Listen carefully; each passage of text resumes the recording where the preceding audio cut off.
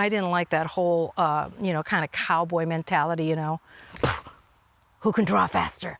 Pooh, I got you, you know. Prove you can play like a guy. Prove you can play as good or better than me. I really, really hated that. It was too lonely and was too gunslinger. That gunslinger mode will crush you.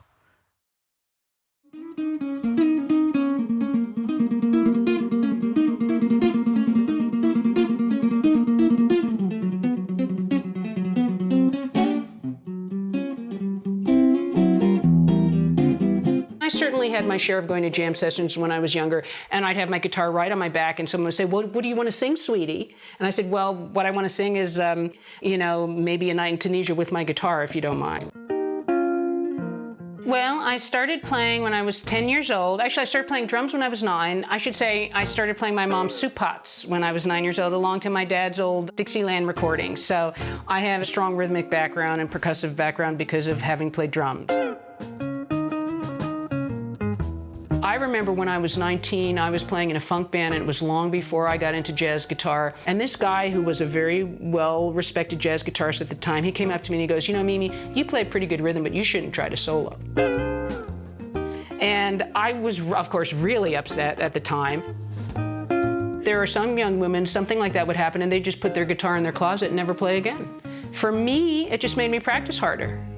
I just thought, well, he's a jerk, and I'm going to keep working on my chops.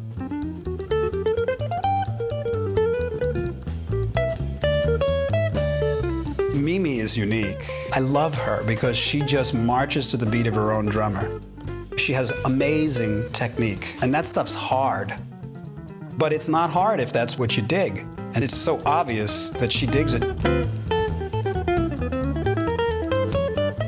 I saw Mimi Fox play in Boston, and I had heard, oh yeah, when you see her up close, there's this different thing that happens. And you know, you hear that about a lot of people. And as soon as she started playing, like, people literally stopped in their tracks. Her vocabulary with the instrument is so expressive. I don't know a lot of people that I feel are really connected at an intuitive level with their instrument. She is. When she plays, she's just completely invested.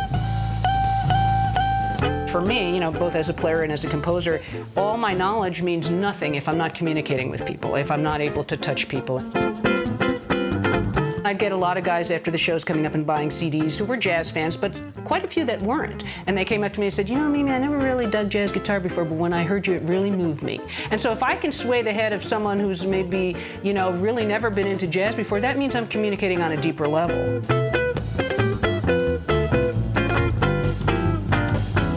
Jazz fans, well, that's a no-brainer. Of course they should dig what I do.